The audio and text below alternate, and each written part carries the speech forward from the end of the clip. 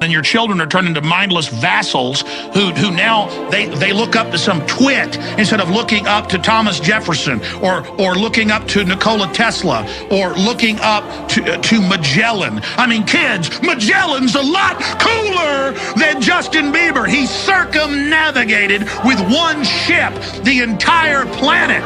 He was killed by wild natives before they got back to Portugal. And when they got back, there was only like 11 people alive of the 200 and something crew, and the entire ship was rotting down to the waterline. That's destiny. That's will. That's striving. That's being a trailblazer and explorer. Going into space, mathematics, quantum mechanics, the secrets of the universe. It's all there. Life is fiery with its beauty.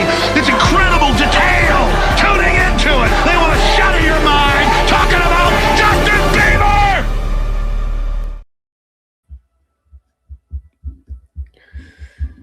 Hello out there. We're on the air. Happy Tuesday, everybody. Happy Tuesday to my friends on Rumble, my friends on Zapstream, and today, my friends on YouTube. Wish my friends on YouTube would join us every day, but maybe tomorrow. Keep in mind, before we go any further here, the show today is titled Bitcoin is Not What You Think It Is. And I might have said this last week, but I think this is going to be the best show that I ever do. This might be the best show in YouTube history, as a matter of fact. It is actually going to be a good one, though. I'm not just messing around today. This is going to be a special one. So anyways, every single day, I know it's only on Tuesdays here on the YouTubes, but we actually do a show every single day. Every single day. We even did one on Good Friday. Should we have? I don't know. But we did. And we're just trying to keep up. We're just trying to keep up with things. We're going through this whole crazy thing together. And you would not believe how important it is to have a community around you. Digital neighbors is a good way to think about it. Digital neighbors. And we have one heck of a community of people, some very intelligent people. And it's just, I wouldn't want to be going through a time like this without a community of people like that. So that's every single day, Monday to Friday, 10 a.m. Eastern time. If you want to join us there, that's where you can find us. I got no Tuesdays on here. I got a whole list of freaking things. I guess we'll just go 88 lessons. That's okay. What's going on Zapstream today? I will not forget about you either today, Rumble. I forgot about you last week, and I still feel bad about that. I didn't forget about them. The chats weren't showing up in here. They usually pull through to my StreamYard. But not today. Fool me once, shame on me. Fool me twice. No. What does Michael Scott say? Fool me once, strike one. Fool me twice, strike three. But I see Maria. I got eyes on Maria over on Zapstream. Maria 2000, also known as Maria 2500 on Rumble. And also known as Maria 5000 around here. And she sent over a shot of espresso today. Thank you, Maria, very much. Very much. I'm even going to say thank you. And because I don't know. Are you listening, Maria? Never know what she's up to. She's always up to something. She's always up to some trouble. Okay. And what's going on in Rumble today? We're going to just ease into it today because it is going to be, like I said, I think this is going to be one of the better shows that I ever do today. If my presentation matches my content, this will be one of the best shows in 88 Sats history. That is my promise to you, but don't hold me to it because shit happens, you know? Shit happens. Okay, where are we here? 88 Sats, Rumble. The Rumblers. Ooh, that's a nice thumbnail, man. That's a nice thumbnail. Rumble, don't let me down today. I'm going to be watching you all day today. Praetorian's here. Says, good morning, Jora Visionaries. Good morning, Praetorian. Ginger, Sats and Sunsets. The captain is here. The captain is here. Jake is here. Sats and Sunsets says falling asleep waiting for the start. Alex Jones is my wake-up call. Sketchucation Rich is here. Buck 52. Good morning. And Mikaloo. Wow, good crew in Rumble today. Good morning. And we can't forget our friends over on YouTube. That's for sure. We got the BTC backpacker here. Says, good morning, beautiful people. Mowing lawns for SAS today. Nice. Not doing that here yet, backpacker. Still pretty snowy. Soon, though. It's Masters Week. It's Masters Week, which means we should have some grass here soon. We got Paulie D. Says, good morning. The game is afoot. Amen to that. And we got Sharon B. Says, is this the place to buy XRP? Yeah. Why not? It's the future financial system, XRP. Haven't you heard? XRP going from $1 to $1,000. No problem. Nobody knows why, but it's going to happen because there's a bunch of TikTok videos that say it's going to happen. That's why. Alex Jones gets me pumped. Amen to that. Topaz Mir says, good morning, Vietnam. Good morning, Vietnam. One of the best. One of the best to do it, Robin Williams. Rest in peace, my friend. One of the good ones. Donnie's Fashion Set. Donnie Fashion Set says, hi, Georgia. Hello, Donnie Fashion Set. I like that name. Tell me more about that name, Donnie Fashion Set. Donnie, tell me more. What's the scoop? What's the scoop with the name? What does that mean? Ian's here. Clean Your Machine. Official. Not to be confused with Clean Your Machine Inc. Non-official. Good morning, Ian. Fool me once, shame on you. Fool me twice, shame on you. Exactly. The Third Eye 369. Is that a Tesla reference?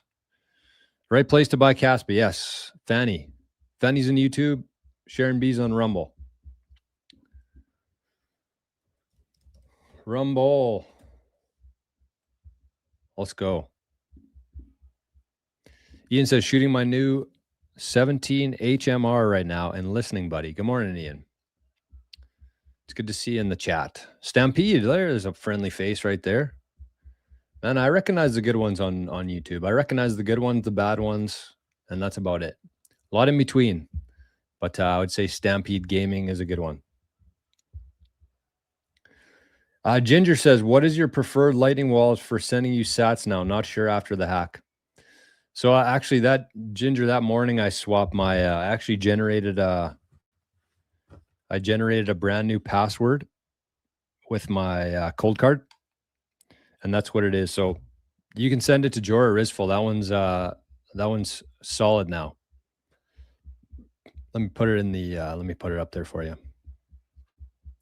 Jorah@rizful.com. They've all been kind of switched to be different, unique passwords that are hopefully a lot stronger than the old ones.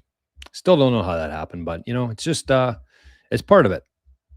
It's part of the ride. And you know, that's kind of why I'm doing everything here, really. Whether it's the shows, whether it's the community, whether it's the consulting that I do. The whole point of that is so that you don't have to go through things like I did. So that you don't have to do it, whether that's an investment that I make so that you don't have to, or a lesson I've learned so that you don't have to, or the time that I've spent so that you don't have to. That's kind of what the whole thing's about. So it sucked. Yeah, it was a pretty big loss, but we learn from it. We move on. That's life, baby. That's life. Okay. So anyways, this one, again, is called Bitcoin is Not What You Think It Is. So let's start with a little bit of check-in on the network. David T zapped 420 units of freedom over in Noster. Thank you, David T. It's good to see you this morning, my friend. And I want to give a couple more shout-outs here because we got a early morning zap, early morning shot of espresso from our guy, Praetorian. And we also got one yesterday. to Arnie Boy's wallet. Arnie's wallet was not subject to the hack, thankfully. But shout out to our guy Bill, who sent a 6102 attack. 6102 attack. So thank you, Bill. Shout out to our guy Bill, one of the bigger supporters on the channel. We don't have any sponsors. We don't have any sponsors. We haven't had any sponsors. We never will have any sponsors. And that is because we want to maintain our voice here. We don't want to take shit from anybody. We don't want to be influenced by anybody. And so the community supports. That's what it is. That's what it's all about. And it's done in a community fashion too. It's not one or two people. It's a long list of daily listeners and of supporters to the show. So cheers to you. Cheers to you. I would not be sitting here today if it weren't for people like Maria, David T, Praetorian, Bill, Letha. I see one from Letha here. She sent $5,000 this morning. $5,000. The equivalent, in my mind. So thank you, Letha. Letha, the icon. And what does Praetorian say today? What does Praetorian have to say? Frickin' Rizful. I wish there could just be a wallet that I like, suggest, and it just works for me. Rizful needs to shape up. Otherwise, we're going to be finding something new to use here. But anyways, let's see. Let's see what we got here. Says, good morning, Jor and Visionaries. Have a wonderful, timeless Tuesday. Kind regards, Praetorian. Thank you, Praetorian. Appreciate you, brother. One of the biggest supporters of the show, of the mission. And look at this. We got 9999. Is that from our guy Scotty Boy? Is that you, Scotty? It's got to be Scotty. And we just got another big one here. I'm thinking this was from our guy Ginger. Josh says, is 6102 in reference to the executive order? Legendary. Yes. He does it fairly often, too. Big shout out to Bill. I actually met Bill in Vegas last year at the conference. And yeah, he sends Arnie. 6102. That's for the executive order. 1933. And you know what? We actually just passed Satoshi's birthday the other day. April 5th was Satoshi's birthday. But if you look into the history of that, that's actually when the executive order happened. Back in, I think it was April 5th, 1933. I should confirm that so I don't look like a fool. But that's when Satoshi set his birthday to be. So I'm thinking it was a direct reference to the government taking away citizens' right to private gold ownership. But gold's not even what you want. Gold's not the play. Gold's not the play.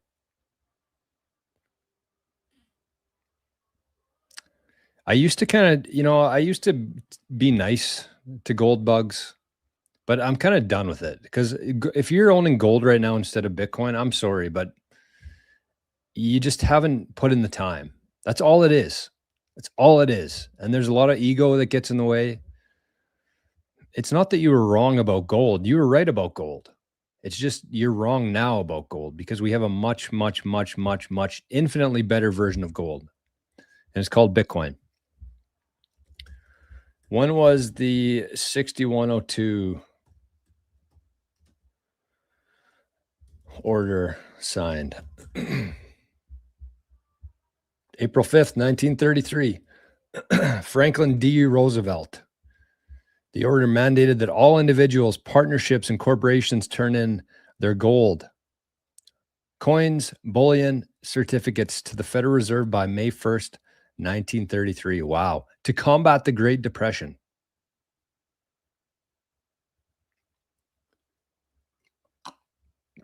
So April 5th, 1933. That's really when society went to shit, in my opinion. A lot of people point to 1971, but it was actually, it might even been earlier than that, 1913, the creation of the Federal Reserve. But yeah, if you got caught holding gold, you had a fine of $10,000, which would probably be the equivalent of like $1 billion today, and up to 10 years in prison. That's back when you could purchase gold for $20.67 per ounce. Huh. Crazy. Crazy that we let them get away with this for so long. Sad. Look at this, Josh. Yeah, agreed. But, people are here. People are watching today. What's going on here? We got a membership purchase. I don't know what happened there. 3 of them? Josh is in all 3 chats. YouTube, Rumble, and Zapstream. Josh says all 3 chats. No fucking problem, Rumble. It looks like the comments here are a little bit screwed up, but Sats and Sunsets gave a gift to Marco. 1943 Marco got a membership to the Rumble channel. So if you show up in Rumble, you're probably going to get a membership from either Sats and Sunsets, Jenny, or Joshua. They don't like seeing any white in the chat, so it's all red. It's all red. Peter says, good morning. Happy International Power Plant and Bridge Day.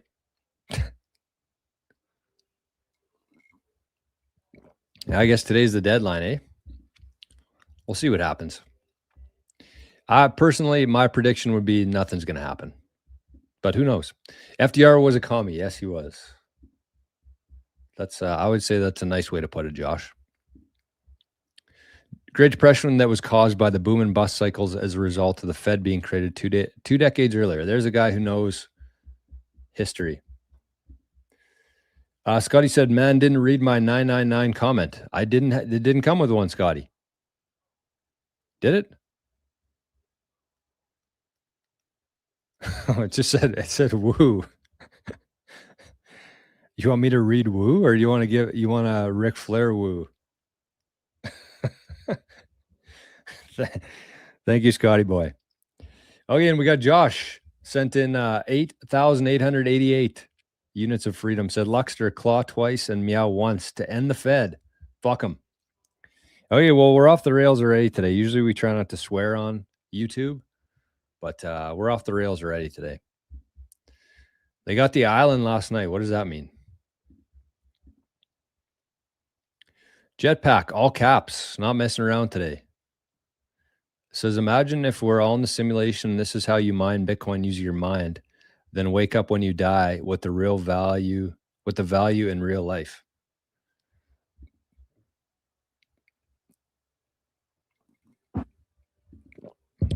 Jetpack, how many mushrooms have you consumed this morning?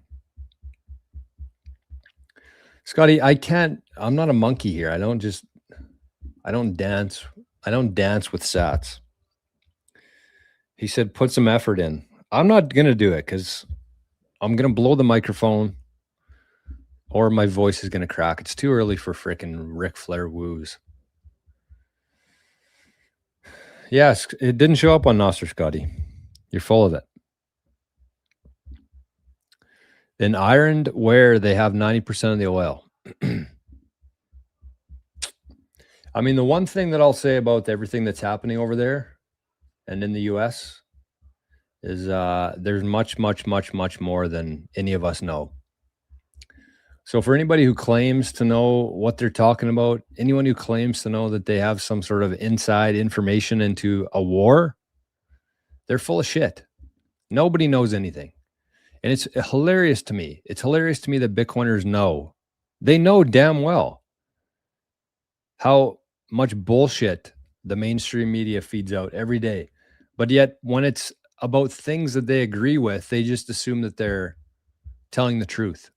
Whether it's the president of the US or the war or anything that they kind of think is true, they latch onto that. Because all of a sudden, the media lies about everything else, but all of a sudden they're telling the truth about Trump. They're telling the truth about the war.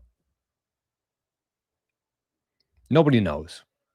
I don't know. You don't know.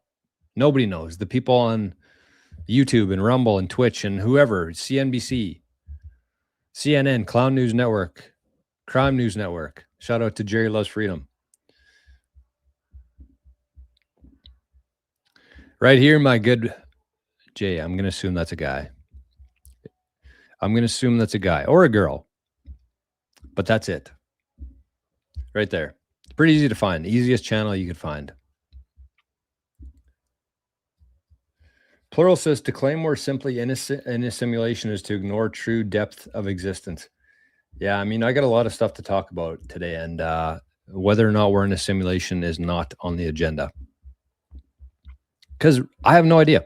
So I'm not going to spend my time talking about shit that I don't know. Okay, this is where we are today. We are at the block height of 944051, and we're going to be coming back to the mempool in a little while. But that's the block height. That's the time in Bitcoin, 944051. That's how many blocks have been mined since January 3rd, 2009. 17 years ago. There's been 944,051 blocks. Via BTC was the winner of the last block. For their troubles, they got 4.4 million sats for the transaction fees and 3.125 Bitcoin for the block reward. Sorry, the subsidy. Total block reward of, what would that be? 3.125, 3.169? 3.169. That's what I'm going to guess. Difficulty adjustment. We're falling behind. Wow. Bitcoin's dead again. Damn. 43 blocks behind. So we had a downwards adjustment of about 7%. Then we had an upwards adjustment of 3.87%. And it's looking like another downwards adjustment of 7.505%. But there's still 10 days. So there's lots of time. 1,453 blocks remaining before the next difficulty adjustment. And that's going to be something that we're going to be talking about today is the difficulty adjustment. Because I realized, and I haven't talked about this, I should have mentioned this right off the hop today. But originally we had this series that we do every Tuesday on YouTube and other places. There was called 88 Lessons. And then I realized that 88 lessons, by the time we finished that, I would be like 130 years old. So I swapped it. I swapped it from 88 to 21. And last week was our 21st and final lesson. But I figured, you know what? We'll throw a couple bonuses in there. And I really want to talk about the difficulty adjustment. I think today's topic is actually going to be the most important one of all of the series. So this is the bonus. This is number 22. This is number 22. So what did I say there? 3.169. That was my guess for that last block. What? Oh.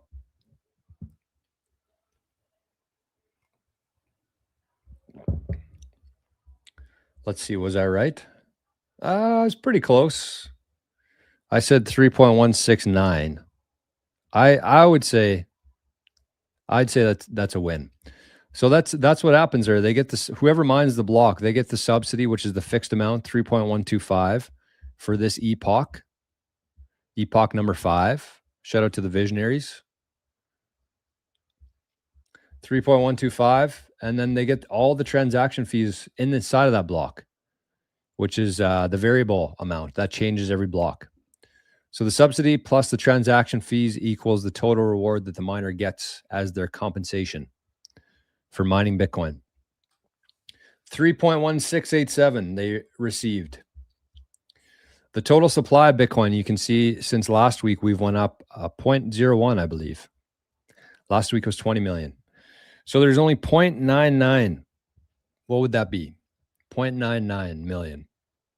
990,000 Bitcoin left to be mined forever. For the next 117 years? No, 113 years. Let me say that again. 990,000 Bitcoin. Is that right? Yeah, 990,000 Bitcoin for the next 113 years. That is bananas. Bananas, right there. You can see it. This little spot right here, that's the next 113 years. So the first 17 years, we went right around the block, right around the circle. And then the last 113 years, that's all we have left to be mined, right there. Yeah. Huh.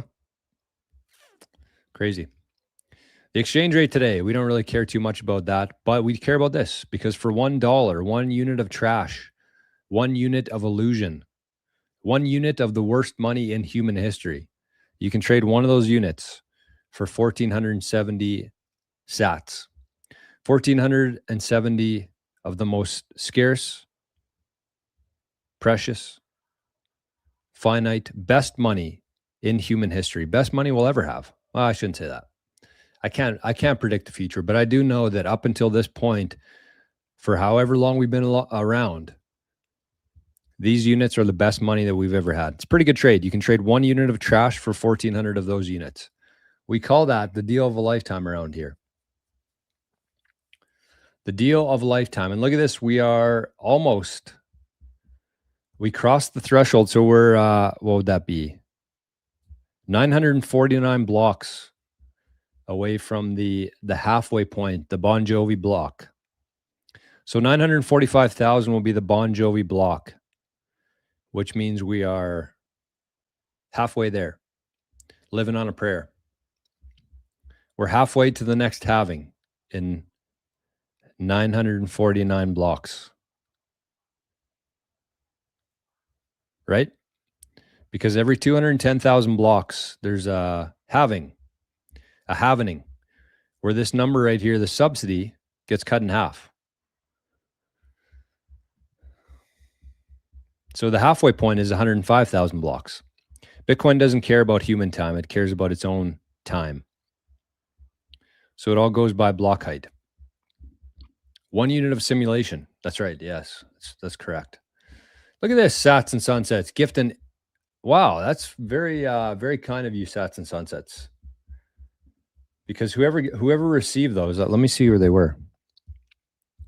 Whoever received those is actually going to get a free month of Bitcoin School, where I post a different video about Bitcoin every single day, different topic. So let's see who got them. Let's check it out here. Who received the memberships from Sats and Sunsets? Man, that's a nice thumbnail. Okay, we had Josh received a membership. Eric received a membership. 6Quat received a membership. 21 million Bitcoin received a membership. And Eyes Wide Open received a membership. So thank you, Sats and Sunsets. All those people are going to get access to Bitcoin School for the month. Bitcoin School is a Bitcoin video every day on the YouTube channel. Peter says, need to cancel my YouTube premium one day and get over to Tumblr more. Yeah, I mean, I really believe, I don't know, like, obviously I'm a little bit biased here, but you know, it was a pretty big risk for me to leave YouTube.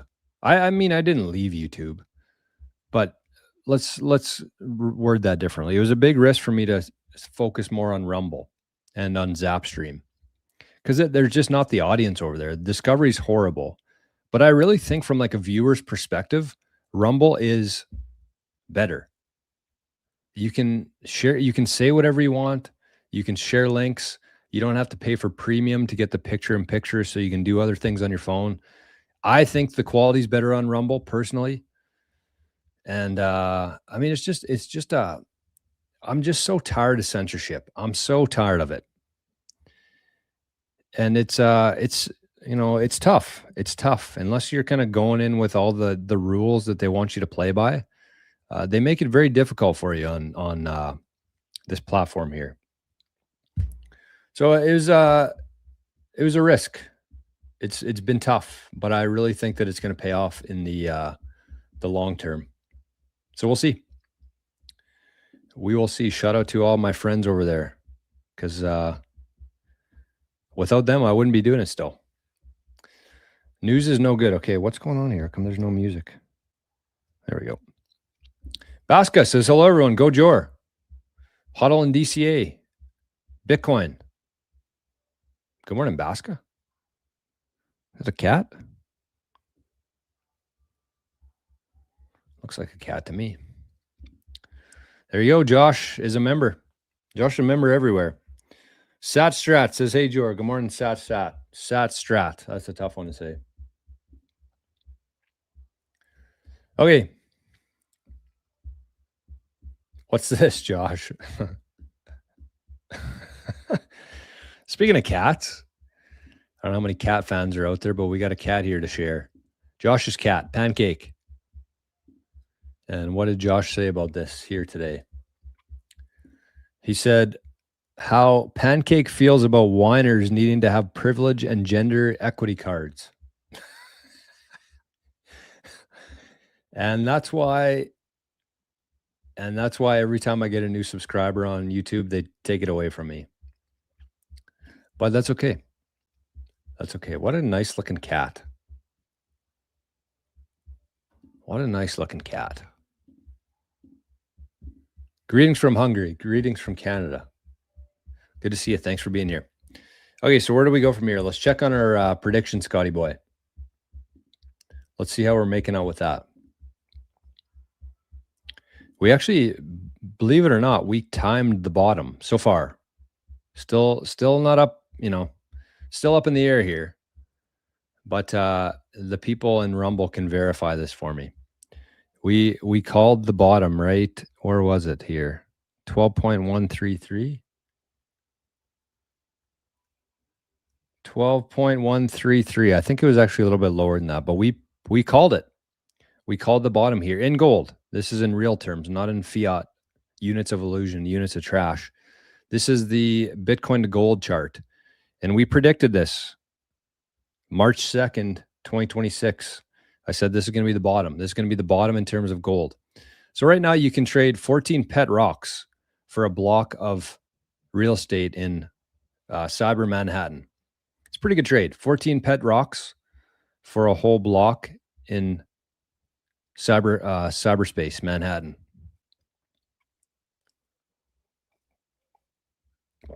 So our prediction still stands. We'll see if it holds, though. We'll see. Okay, I got a couple more things to report here. Scotty boy's zapping 99s everywhere. He said, fine, I'll woo myself. Woo. You're not going to trick me, Scotty. Duncan zapped 4407 to DCA from our guy Duncan. Thank you, Duncan. Good to see you here this morning, my friend. Duncan had some big ones last week, too. Thank you, Duncan. Scotty says, chuck a dog a bone, eh? 99 sats, don't drink and zap. Oh, Scotty's into the drinks tonight. Huh. Bon Jovi. Oh, my God. Okay, let's get to some action here because I really have no idea how long this is going to take today. I have a full presentation to share with you guys and girls. And I have no idea how long it's going to take. So we should probably just get into it because we got our BTC Mastermind happening in 3 hours from now. So I should dial this in a little bit here. So let's get to, again, this is going to be our 22nd. This is a bonus episode in the 21 Lessons series. They're all available on YouTube still. All available. They're always going to be available on there. So I think that it's a very digestible series for anybody in your life who is looking to get into Bitcoin. Send them to the 88 Sats channel. Tell them to look for the playlist 21 Lessons, and they can start chipping them off. They're all about half an hour, 40 minutes. But if you get through those 21 lessons, you're going to have a pretty good understanding of Bitcoin for you or anybody else out there. But this is actually number 22. So let me bring this up. Let's go through our usual stuff here. Where are we here? Here we go.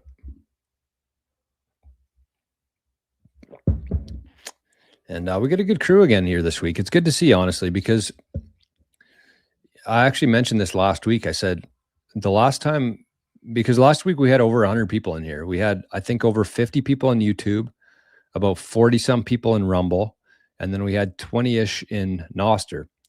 And I said, something's happening right now because this is the most people we've had watching one of my streams since, I think it was November 2024 when the presidential election was happening in the US and we had that big run up.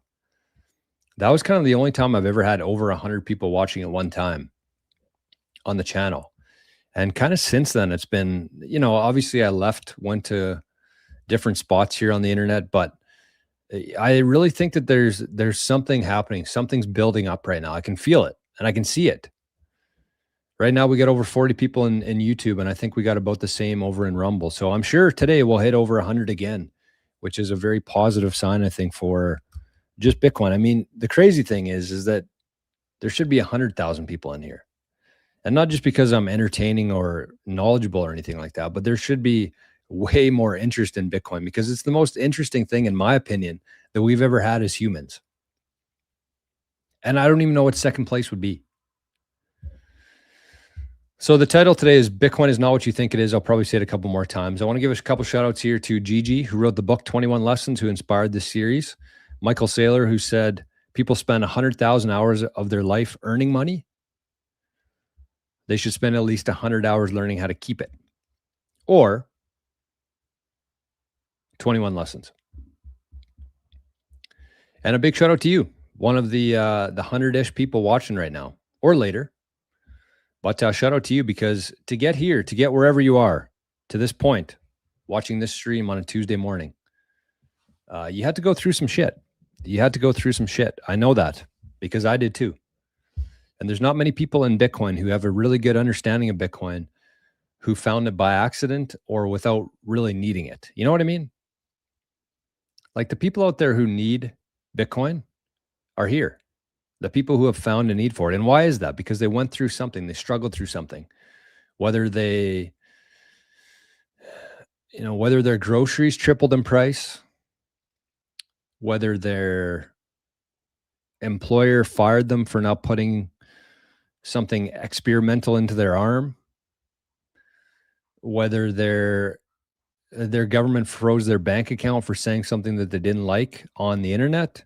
Could be a wide range of reasons, but everybody here, I know for a fact, has gone through something that led them here. So shout out to you, because you've been through that. The rest of the world still has to go through that. And eventually they're going to end up where you are, but you've already gone through the hard part.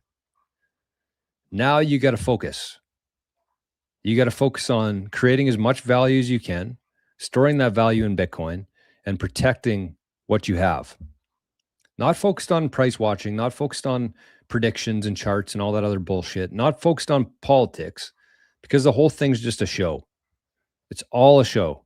It's actually laughable how much of a show it is. None of it's real. I hate to break it to you, but none of it's real. You go down to the polls, it does not matter who you cast your vote for.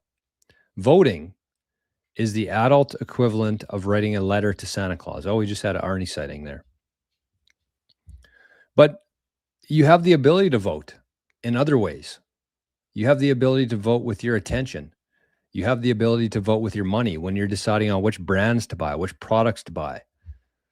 Buying on Amazon or buying at your local hardware store. Every decision you make throughout the day is a vote. Working out instead of watching Netflix is a vote for the life that you want, the future that you want.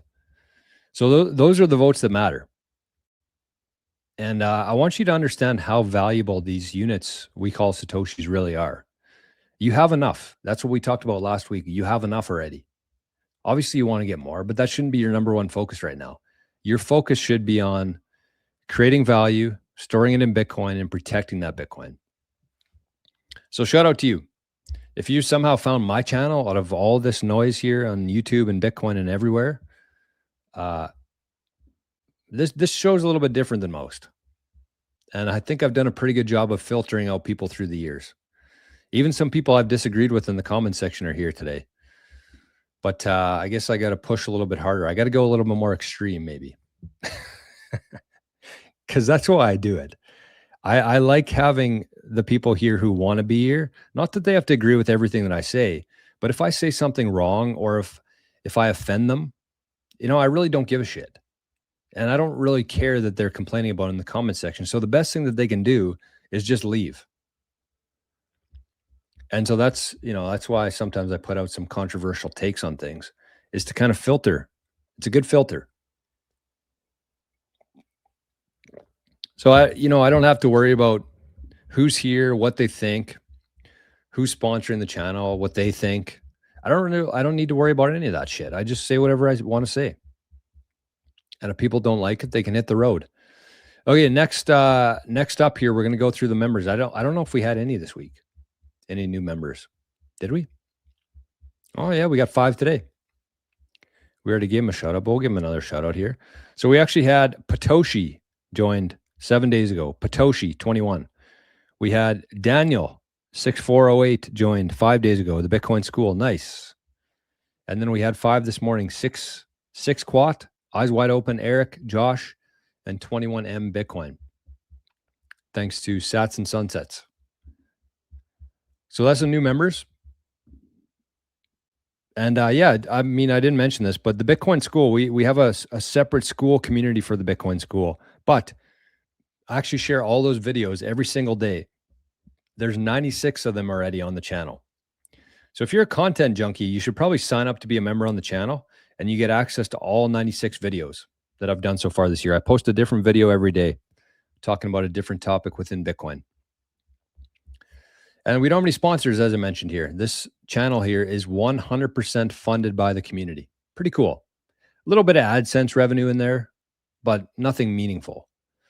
The majority of the income here comes from the community through Zaps, through Super Chats, through Rumble Rants, through memberships, through the school community. So I think that's important. I think that this industry, above all else, honestly, this industry, integrity is the key. And it's really hard to be true and genuine and no filter if you have somebody paying your salary every month, if you have somebody paying you to talk about their product. And I get it. It's much, I don't know how to say this without offending people. It's much easier to take a sponsor. And you know, the thing is a lot of people get sponsored by products that they already use, the products they support. So that makes sense to me. But there's also a lot of people out there who have no association, who've never used the product, who are doing it strictly for a monthly paycheck. Because it is, you know, if I had a flat rate that I was getting every month, it'd make my life much easier. But I just don't think that that's right. I think that in this industry, above all else, it's important to have your own voice and not be influenced by others. So I talk about the best products, the best services, what I want to say, and I think that that's important. Game plan today, we're going to get through the lesson here in a second. And we're going to get to, I got something I'm going to share with you today too. So I'll probably share it about midway through the lesson because I think I think there's going to be a lot of people interested in it today. And just kind of following up from last week, we had, I had about 10 emails about the Citadel Vault from all around the world. Believe it or not, there was about half the freaking people who emailed me last week were in Australia. So shout out to the Australians out there. And the Citadel Vault is our brand new security inheritance product. It's going to be launched in BTC Prague in June, and it's going to revolutionize the way we do Bitcoin security and inheritance. It's an amazing, amazing device. And I think we got a couple left though. We had 21 for sale for the pre-sale. And I think there's still some left. So I guess if you want info on that, you can just shoot me an email or find a way to get a hold of me on that. But it's going to kind of tie into what we're talking about today a little bit. So there we go. We're going to give away some free Bitcoin, hopefully, if we remember. And yeah, if you're a serious Bitcoiner, you got a serious amount of Bitcoin and you're looking to improve your security, check out bitcoincitadel.net. We got some options for you on there, some packages and some very, very intelligent Bitcoiners that can help you. bitcoincitadel.net. All right. What did I miss here? What's your thoughts on CBTC, Coinbase allowing Bitcoin for mortgages? Coinbase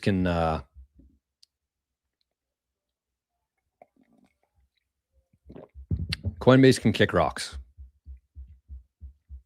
I don't trust them one bit. I think they're actually one of the biggest enemies of Bitcoin.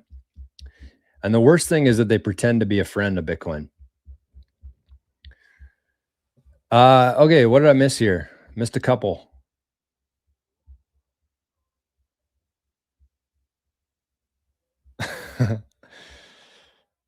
Okay, Sin's here. Good morning, Sin.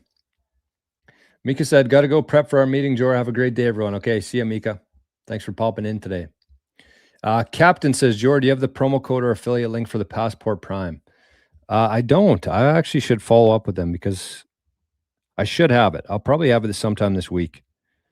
So it's probably worth it. You'll probably get a little discount on the Passport Prime. So just if you can wait a couple days, I'll check in with them today and see WTF what's going on there. Dean's here. Dean says, "Good morning, all. What are some good Bitcoin books besides the Bitcoin Standard, the big print, 21 lessons?"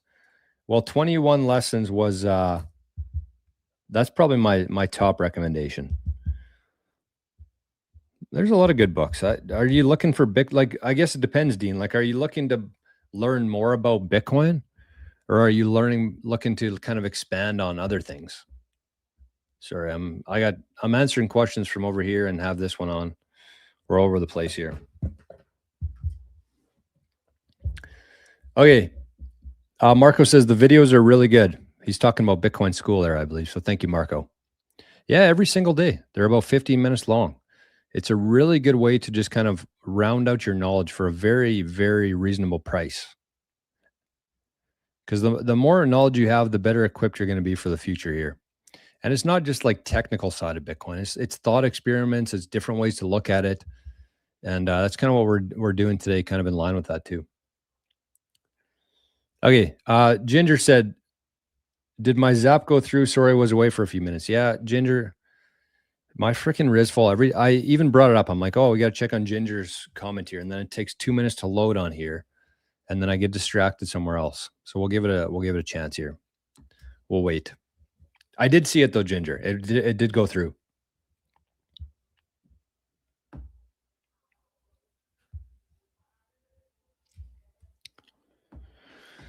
Okay, let's bring this up. See, I almost got distracted again.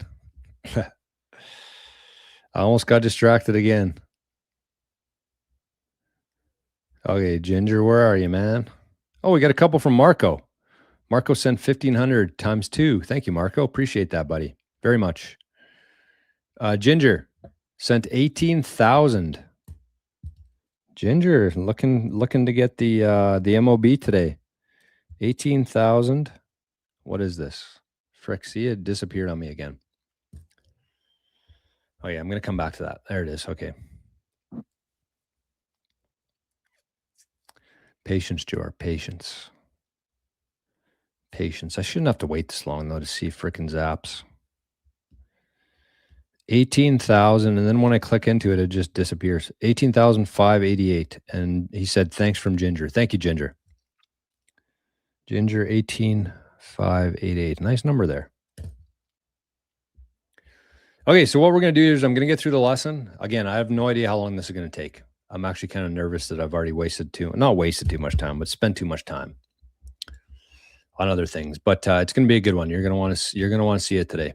Jason's here. Good morning, Jason. One of the very earliest supporters of the channel. Good to see you, brother. Rajorist. Rajorist, Robin, and Brandon are going to be live today in about 3 hours from now. So I got to save some voice. Okay, what do we got here? Josh says, people need a sense of hope. Who's that to? And right now it's bleak, but in these times, if you keep a level head, you can escape the production and be well positioned to be an asset holder. Amen. You can escape the production. That's a good way to put it, because it is just a production. The whole thing is a production. I'm not kidding. The whole thing is a production. Unfortunately, there's loss of life along the way. But the whole thing overall is just it's all fake. Everything in that world is fake. Ever since 1913, everything's been fake. It's been an artificial world because we have an artificial foundation. And that's what we're talking about today. Terry Davis says 9 to 5 was the biggest psyop perpetrated on man to keep them busy with work. School, same thing with homework. Yeah, you must have been listening to my chat with Brandon yesterday. But yeah, it's hilarious to me because there's still people talking about, the Civil War with Abe Lincoln freeing the slaves and all this kind of stuff, but they don't really realize how bad it is right now. They don't realize how bad it is right now. And they don't realize what also happened before that. Every race has been affected by slavery. Every race. And I would say that the times we're living in right now, I'm not going to say it's better, worse, the same, but it's slavery. We're living in modern day slavery right now. If you look at some of the definitions into slavery, it was they basically signed a 7-year contract to work with an employer. That was and again, it probably varied in terms of how much work was done and how much they got paid. But that was the whole thing, is that you'd sign a 7-year contract with your employer. And I don't know what happened if you broke it. I didn't get that far into it, but people work 40 years in the same job and they print more money than they get paid, and they get into debt, and they have to send their kids to school, so they can't hang out with their family. They can't teach their kids the values and knowledge and real history. So they offload them to outsource them to the school system. And the school system is brought to you by the people who print the money.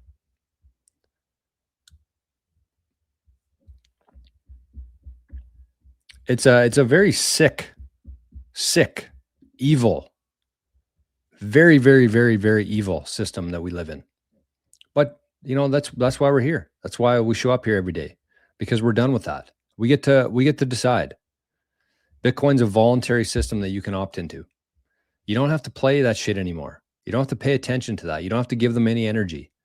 You have this system here that you can store your value in, that nobody can take from you. Nobody can debase. Nobody can stop. That's a pretty big deal.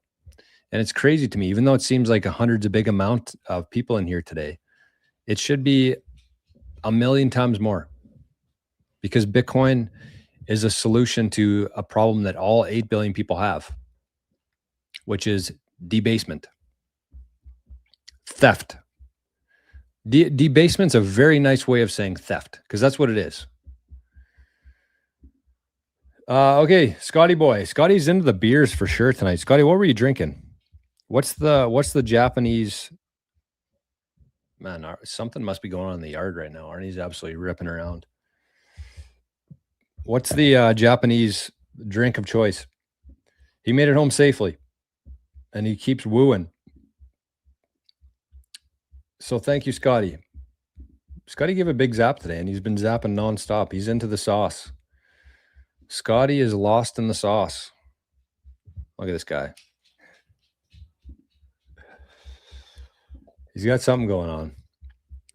VHF, did I say good morning already? I don't know. Dreadstone, hey, Jordan, guys. Matt FRL, the man himself, is in the chat. Grinding cuckbucks today. Taval says, what up? What up? Even before 1913, the free markets were distorted by government violence. 100%. 100%. This is what it is. It's all a distraction. I actually shared this on the, I feel like this is going to be a long freaking show today. And I didn't want it to be. But this is what I shared on school last night. I probably should have posted this on Nostr too. But this is the post that I made on school last night. Let me bring it up here quickly.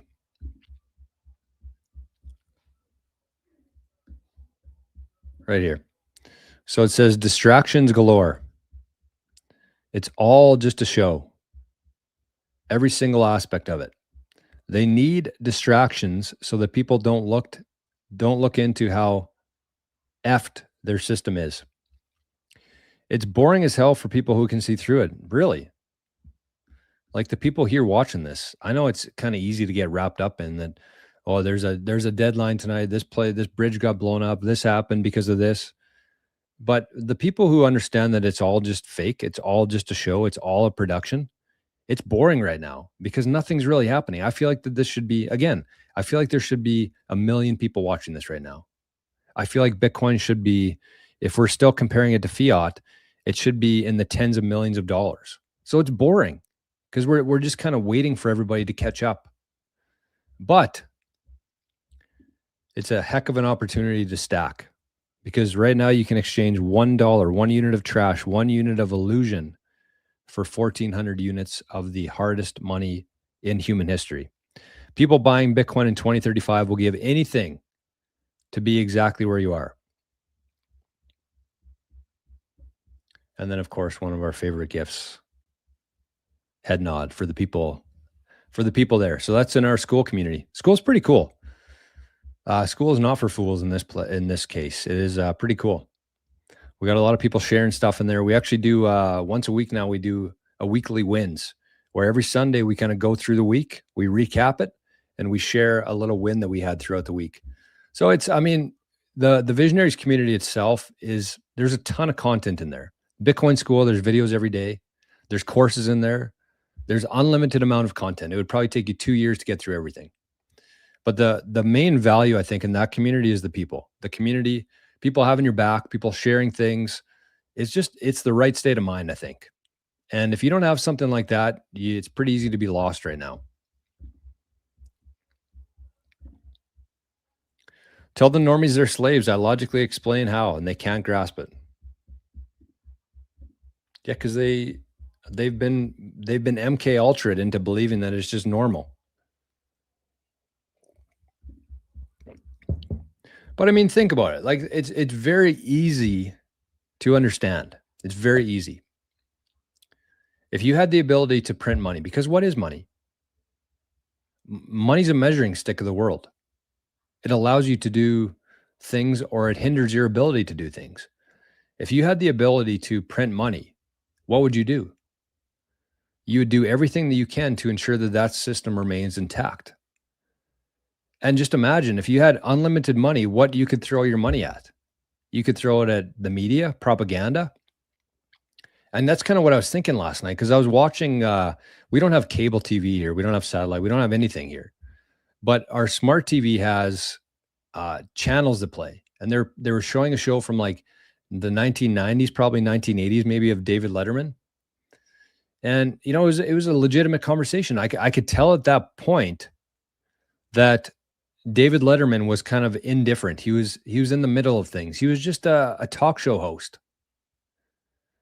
But here's the thing. When you give people the ability to print money, they can throw all that money at people to go along with their agenda, to go along with their narrative. And I feel like that's what happened in the 80s, 90s, early 2000s, is they found these people that were interesting, that people liked, that people watched.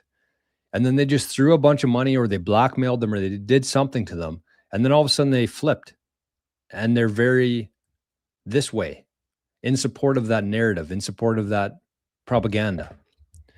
And I really think that that's kind of happening right now. Like, if you consider how media's changed from like the television to the internet, and who the new people are that people pay attention to, exact same thing's gonna happen again, or it already has happened. Where if somebody has a big following, they just throw a shitload of money at them, because again, they print money. They have the ability to print money. They have the license to do it. So if you had that ability, what would you do? You'd find people who had people's attention, and you'd throw money at them or blackmail them to go along with your narrative.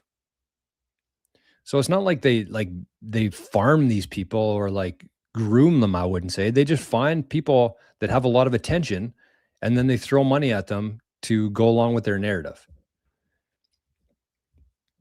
So Bitcoin fixes that, because it takes away their ability to print money. And the implications of that are massive.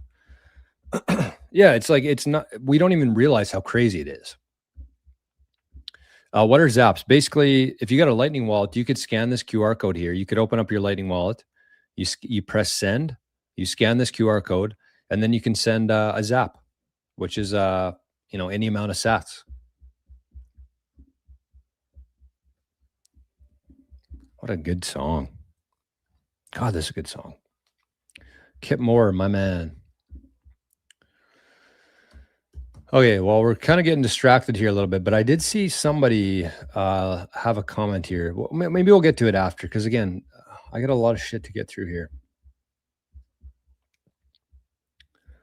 Praetorian, I see your comment here. Oh, look, yeah, okay. I'll touch on this quickly, Praetorian. We don't really have to save this till after, but Praetorian said, Jordan, not to be off subject, but after you shared that Bitcoiner off-grid living blueprint, I did a deep dive and found these homes called Earthships in New Mexico, USA. Check them out if you find the time. I'm pretty sure Jerry's been talking about Earthships for a long time now.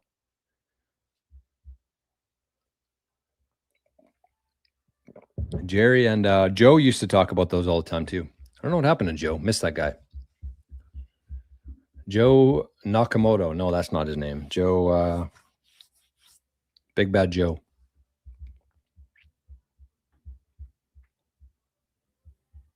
Are we even live? Yeah, we're live. No, I got some perfect. Woohoo! Okay, yeah. See, I'm not even seeing these comments in here, Terry. I saw one of them. I figured there was I was missing some stuff here. Oh, there's a lot of comments I missed. Sorry, Noster. They just weren't showing up on my end. I'll get to those after though. But I see David T Zap 420 and Mark just Zap 1650. Thank you, fellas. Much appreciated. Okay.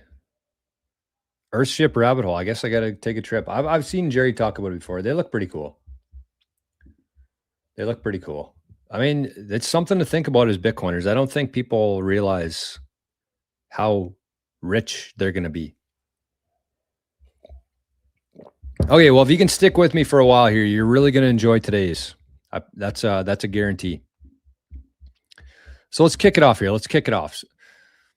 So this is going to be episode number 22, I guess we're calling it, of 21. So 22 of 21 lessons. And it's going to be titled, Bitcoin is not what you think it is. And I think this is just a bonus on top of the 21 lessons, but I think this is going to be the most important one. I think that this is going to change the way you think about Bitcoin for the better. So we're going to go through a couple different things here. I'm going to go through the agenda quickly. I have no idea how long this is going to take. I'm actually kind of nervous about how long it's going to take. So we got to move quick. So let's bring up the spread here. Let's start chipping things off, and we'll see what we can do today. So there's the agenda. Let's get to 22 here. Let's get up to the top here. So we did the warm-ups already. We spent a full hour warming up, actually. This is going to be lesson number 22. It's a bonus one, and it's going to be talking about Bitcoin. So the thumbnail, I found this quote a little while ago, and I forget what the original quote was, but I basically took it and kind of made it my own. And so the quote here is, Bitcoin is more than just an asset. Oh, it's already autofill for me. Bitcoin is more than just an asset. I think I wrote this below maybe. It's a new approach to, there we go. It's a new approach to, oh, didn't happen. Didn't work. To freedom, to recording history, and a unit of measurement. So most people hear Bitcoin. A lot of people have no idea what it is. They've heard the word before, but they don't understand it. So they haven't paid one more second of attention to it. And that's fine. Unfortunately, as Ayn Rand says, she said, you can avoid reality, but you cannot avoid the consequences of avoiding reality. But it's sad because most people think that Bitcoin is just money, that it's something that would replace their debit card or that they would replace their credit card when they go to pay for things at the store. That's kind of how they see Bitcoin. They think it's this underground layer of weirdos or drug dealers or criminals that use this network. But it's much more than just money. It's much more than just an asset. It's not even an investment. It's something much, much, much bigger than that. And that's what we're going to be going through today. So it's a new approach to freedom. It's a new approach to recording history. And it's a new approach to unit of measurement. So we're going to go through all these one at a time. And I'm guessing since these autofilled, I already had that written down somewhere. They're right there. And what we're going to do is we're going to go through why it works. So we're going to go one at a time here. Freedom, recording history, unit of measurement, why it works, and the impact it will have on the future. So that's what we got in store today. This is going to be one of the best videos I've ever done, for sure. Might be the best. Too soon to say at this point. But it's going to be one to pay attention to here. So freedom. Freedom's really what everybody wants, I think. They might not know it. They might not know how unfree they are at this moment. But I think that's what everybody wants. They want the ability to wake up in the morning, decide what they're going to do with their day, not have to answer to anybody, not have to be anywhere at any specific time. That's freedom. Freedom to speak however you want to. I think that people, this is kind of my theory on things. And there's a lot of people out there that agree with this. It's kind of a libertarian take, but people should be able to do whatever they want to, as long as they're not harming or affecting other people. But unfortunately, we live in this system that's fully controlled through and through, from the money printer to what you can say online, to how fast your car can go, to anything like that. Everything is fully controlled right now, and it's not going to get better. However, that's a different system than we're talking about here. Bitcoin allows you to break free of that system. And so that's what we're going to be talking about today in terms of the freedom aspect of it. So why is it in line with freedom? How does it give you freedom? How is it a new approach to freedom? Well, first of all, anyone, and I should make that bold because that's an important part here, anyone can create a Bitcoin wallet. As long as you have an internet connection, you can download a Bitcoin wallet and you can receive Bitcoin into that wallet. You can't do that with any other system. Try setting up a bank account. See how long it takes. We've been trying to set up a bank account for probably over a month for our Maple Bitcoin business. It's not even comparable. So even in that sense, even though it takes a long time, they still have the ability to say yes or no to you. They don't have to give you a bank account. In fact, half the world doesn't have a bank account. So with Bitcoin, anyone can create a wallet and participate in the network. It's all voluntary. And the second part here, I'm going to bold this too. Nobody can stop you, which is important. And I don't know how many people here, maybe in the chat, if you're watching this right now live, raise your hand if you've ever sent a Bitcoin transaction on the Layer 1 network, on the mainnet. And the first one I sent, I'll never forget. I think it was on a Sunday afternoon. And I set it up. I put in my sending address, or my receiving address, I guess, to whoever I was sending it to. It was myself. But it was still on the Bitcoin mainnet. I set the transaction fee. I signed the transaction, I broadcast it, and I didn't need anybody else. I didn't need my bank's permission. I didn't need them to be open. I didn't even need to know the person's name that I was sending it to. Again, it was myself in this case. But as long as you have somebody's Bitcoin address, that's all you need. You don't need any other information.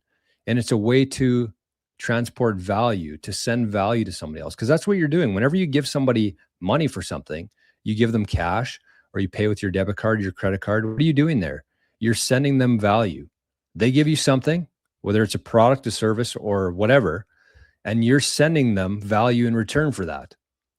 Bitcoin operates on a peer-to-peer network, which means that there's no middlemen there. There's nobody taking a fee. There's nobody that has the ability to stop that transaction.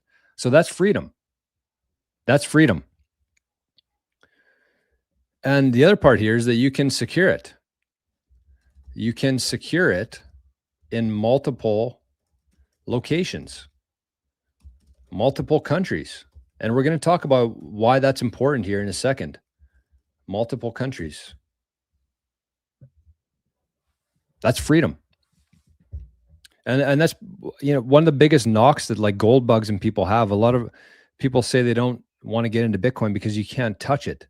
That's actually what gives Bitcoin its superpower, is the fact that you can't touch it. Because when something's physical and somebody has a bigger gun than you, they can take that from you. They can kill you and take that from you. They can tie you up and take that from you. Or they can burn your house and destroy that thing from you. With Bitcoin, they can't do that.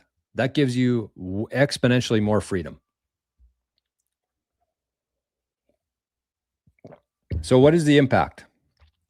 What is the impact on that? So anybody can create a Bitcoin wallet. That's a pretty big one. That means that everyone can participate. And what does that look like? If you think about what the world looks like today and basically how the Western world has exploited the rest of the world in terms of basically locking them out, blocking them out of the economy, right? Like before Bitcoin, if I wanted to hire somebody in Africa or Russia or Ukraine or Japan, it was a lot more difficult because I needed to get their banking information. And how long does that whole thing take? I had to do the conversion. It's a huge process. So now everyone can participate. I can hire somebody in Japan and I don't need the bank's permission. I don't need to know what the currency conversion is. I don't need anybody. I can just send somebody value. If they provide a service for me, I can send them value. So now everyone can participate in this economy, which is how it should be. Nobody can stop you. And I think that this one's probably the biggest one here, because again, when we go back to what is freedom, the ability to believe what you want to believe, the ability to speak and say whatever you want to say, true freedom of speech, even though it's written in the US Constitution, it's not really that free anymore, right? Because what the government's done is, even though they can't really arrest you for it, they now have the banking system to make sure that you're in line with whatever they're doing. And if you fall out of line there, if you say something that they don't like or do something that they don't like, they can freeze your bank account. And when you freeze somebody's bank account, you essentially cut off their blood supply. Really, if you take away somebody's ability to feed their family and put a roof over their head and provide, you might as well kill them. It's probably worse than jail. At least jail, you go there, you get a bed, you don't have to pay rent, you get fed, and then you get out. If you get your bank account frozen, you're toast. You can't do anything. So you have everyone can speak freely. And I guarantee you right now, if I didn't have Bitcoin in my life, I would not have a YouTube channel. I would not have a YouTube channel. I would not be able to say the things that I say because I would be afraid of the government, the banks freezing my assets, and I'm done.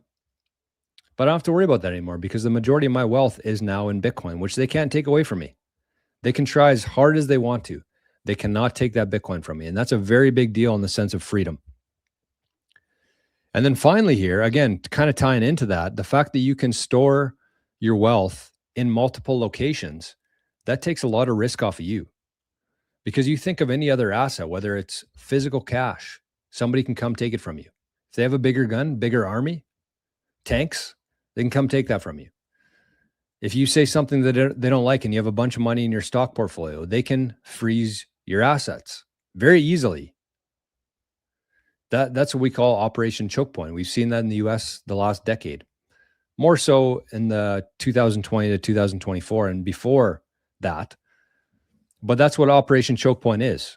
That if you're doing something that they don't like, even though they can't arrest you based on the Constitution, they can get their banking cronies to freeze your bank account and essentially end your life. Take away your ability to feed your family. That's the equivalent. I think it's actually worse than jail. So with this now, though, you can keep it and you can move. Everyone can move freely. Because that's the idea there. What is Bitcoin? It's 12 words. And if you think I'm joking about that, send me your 12 words. That's what Bitcoin is. And so how do you store 12 words? Where do you keep it? I mean, you could put it in a book, hop on an airplane. You could encrypt it behind QR codes, hop on an airplane. You can memorize it. You can memorize 12 words, hop on an airplane. You can move wherever you want to. That's the beauty of this thing not being physical. is that you can't do that with your land. You can't do that with gold. You can't do that with physical cash. You can't do that with anything else. Bitcoin is your private key. As long as you have access to that private key, you can send that value wherever you want to. You could hop on a plane with 12 words in your head, land, and buy lunch that day with Bitcoin. You can't take anything else. You got to leave your house, your hockey sticks, your golf clubs. I mean, you could probably take your golf clubs. It depends on how rushed you are to get out of there. But you can take your Bitcoin. And the power of that in the sense of that you can own this asset. You can own this asset and nobody can take it from you, no matter how big their gun is. So again, you can speak freely. You can be free. You can do whatever you want to do because you don't have to worry about the potential punishments of seizure, of bank accounts being frozen. You don't have to worry about any of that because nobody can take it from you. If you secure it properly, nobody can take it from you. And I put levels of freedom over here because it's not just like Bitcoin. It's Bitcoin in self-custody. That's the real freedom here. So, I mean, if we think about this through like a scale of 1 to 10 being Bitcoin, freedom, where does everything stand? So I would say like 0 would be no Bitcoin. You're in a lot of trouble. If you got no Bitcoin, you're not very free. 1 would be like MSTR, Bitcoin ETFs. 2 would be like a hot wallet with 12 words. And this might even be like, we'll change this to 4. And then you got something like cold storage, 12 words. And then you got maybe a multi-sig. And then 10 would be geographically dispersed. Geographically dispersed, encrypted. Right? So the harder that it is for somebody to take it from you, the more freedom you have. That's essentially what it is. So if you got no Bitcoin, you're pretty much screwed. You don't have any freedom. If somebody has the ability to shut off your bank account and shut off your life, you're in a lot of trouble. If you're reliant on one employer for all of your income, you're in trouble. If you got all your money in your pension in your stock account, you're in trouble. You have no freedom at all.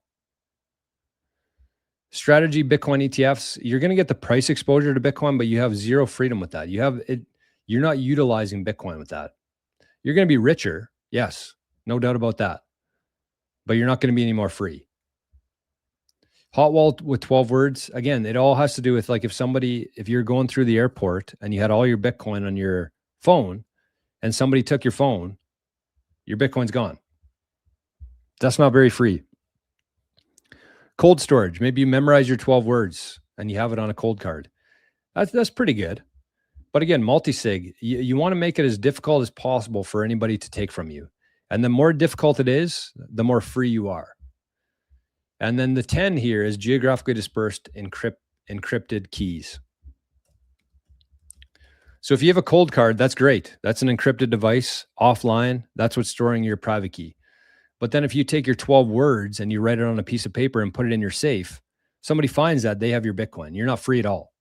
That's a problem. So you want to have those geographically dispersed. You want to have all your Bitcoin away from your house. That's kind of like your end goal here. And the further it is, the more free you are. If you got 1 key in Canada, 1 key in Sweden, 1 key in Australia, you're very free. It would be very difficult for somebody to take that from you. And just tying this into freedom here, the only way to ensure that they would not get your Bitcoin in that case would be to kill you.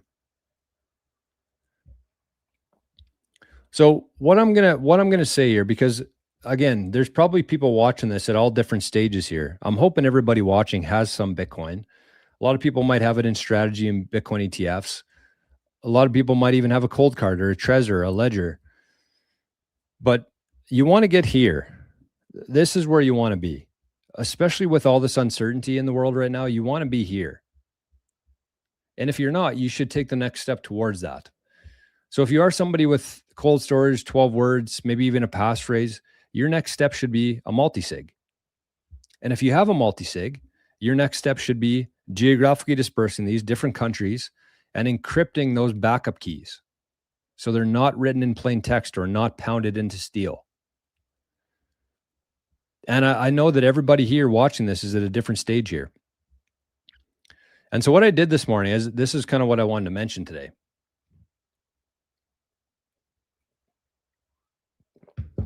This is what I wanted to mention today. So I got a special offer here for you. And I haven't done this before. I've never done this before. So I'm kind of interested to see how it works out. But the special offer is, I created a Calendly event, they call them. So there's 15 minutes. So you're going to get free 15-minute call with me. Free 15-minute call. It's going to cost you, you're going to say, Jory, you said it was free. It's going to cost you $100. I think it's $100 or $50. I'm not even sure. I forget what I put it as. Might be $50. Don't be mad if it's $100, because you're going to get it back. And the reason why I put a cost on that is because I don't want people booking it and then not showing up.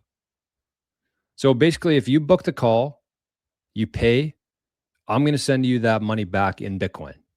So you can't really go wrong there. You get a free phone call with me, and you get some non-KYC Bitcoin. Worst case, even if you get nothing from it. So that's the special offer. But the thing is, I need to put a limit on this, because I don't want to be spending every day just talking to people for free. So it's only for 1 hour per day, and it's only for the month of April. And so what you can do here is you can just set up a call. If you have any burning questions, we can discuss. Like if you're, you could basically say, this is where I am, this is where I want to be, and then we can make a plan to get you there. Like, this stuff really isn't that complicated. It's just every situation's unique. And so you could say, this is what I have. My next step is this. Where should I go? What should I do? So again, it's only going to be 15 minutes because it's free, right? And my time is very valuable. But I want to give this to people here, because I really want as many people as possible here, to make their way down this list. So that's a question you could ask. You could just say, hey, Jor, I got a Trezor. I got 12 words to it. What should I do next? How can I improve from here? You don't have to give me any sort of details, like where you live or how much Bitcoin you have. I don't want to know that. But like, where are you and where do you want to go next? And then I can kind of point you in the right direction. So yeah, it's April 7th. You really there's not going to be that many slots available. So that's what I got for you today. It's only going to be for the month of April here. So I'm going to throw this in the chat. So there it is right there, calendly.com. And if you're watching this later, I'm going to have this in the pinned comments. And there it is right there. So whether you're watching this during the week or after Saturday, I'm going to have the pinned comment to that, assuming there's still spots available. So it's only for an hour a day for the month of April. And it's going to cost you $50, but then I'm going to send you refunded in Bitcoin. So there it is. And because that's what you want. You want to move up in levels of freedom. That's the whole goal here. Because yeah, I mean, Bitcoin's going to do what Bitcoin's going to do. We know that. I think everybody here agrees with that. And it's for these reasons. Once people learn what this thing is, they're going to want to hold it. And so your focus right now needs to be on your security, protecting what you have, and moving up the ladder of freedom. I guess I should share that link with Rumble and Nostr too. Hold on. Where is Rumble? I'll share it with Rumble. And there is Nostr. So there it is. Again, assuming that there's still slots left there, that's where you can book it. And once it's done, it's done. I'm not going to open up more hours or anything like that. So there's the link right there. So let's go back here and let's keep her going. So I would say that this is, I mean, all three of these pillars here, freedom, recording history, unit of measurement, all very important, but it's hard to beat this. It's hard to beat this because this is what everybody wants. And the better you set this up, the more freedom you're going to have. That's really how it works. It's not just you have Bitcoin and you're all of a sudden free. There's a lot of work that goes into this. There's a lot of things that can go wrong. And again, whether it's my channel, the communities, the consultations that I do, the whole reason for doing it is so you don't have to do it. I've already done it. I've made the mistakes. I've made the investment. I've spent the time. This all exists so that you don't have to do it. That's the value that I add here.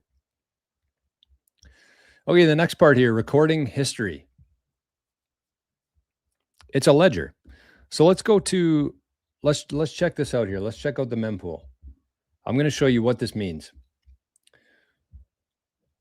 So Bitcoin itself is immutable. I'm sure people have heard that before. It's immutable. It's immutable. It's decentralized. What does that really mean? Well, this is the mempool. This is mempool.space. This is the Bitcoin time chain. This is 944,000 blocks since January 3rd, 2009. Every single one of those blocks has information in it. It's just data. Everything in Bitcoin is just data. Me saying that, or the ledger recording that I paid you, the ledger recording that this private key sent sats to this private key. The ledger recording this private key sent Bitcoin to this private key. And if you click in each block, that's what it is. That's what you'll find. You'll see all the transactions. Anybody can audit this. It's all fully transparent. So there's 4,500 transactions in this block. And so it's immutable. Why is it immutable? Because every time there's a new block, whoever's running a Bitcoin node, they get the updated copy of it. So you see here, my node that I'm running here, my Bitcoin node has the full ledger, full Bitcoin history of 944,061 blocks. I have all this information stored on my Bitcoin node. And when 944062 comes out, maybe it'll come out here right away. Maybe we'll see it. That's going to be added to my node. That's going to be the updated ledger that I have a copy of on my node. And there's tens of thousands, maybe even hundreds of thousands of people around the world who are all keeping a ledger, a copy of this ledger. And so once your transaction crosses this little Rubicon here from the mempool into a block, because whenever you send a Bitcoin transaction, it goes to the waiting pool here. It basically waits to get put into a block. And once it's put into a block there, the further this gets into the chain, the harder it's going to be to make any adjustments to it. It's almost impossible. And the further, so let's say that I had a transaction that I just sent. It would be waiting right here. And if I pay a high enough fee, it's going to put me into this next block here, 944062. And once it's there, my transaction has been confirmed. My transaction has been put into this block, 944062. And then when 944063 comes out, my block, my transaction is going to be further down the chain. And again, if you want to make any changes to any of this, you have to go to every single person running a Bitcoin node and get that change to happen. It's impossible. And that's why people say Bitcoin is immutable, because it's not feasible to do that. Once a transaction has been confirmed, it's in a block, it's there forever. So what does that mean? What's the implications of that? The implications of that are you cannot change history. You cannot change history. So let me put that up top again. The reason why it's perfect for recording history is because it's immutable. As we just showed there, it's immutable. Once it's in there, it's very, very, very difficult or impossible to change. And it's fully decentralized, right? There's no single server out there that's storing this ledger. It's on 100,000 different nodes around the world. It's actually decentralized. And nobody has the ability to change the code. Nobody has the ability to change the transactions. Nobody has the ability to change history. You cannot change history. Imagine how much different society would look today if nobody had the ability to change history. We've all heard that. The winners write the history books. Well, what if they don't? We should put that.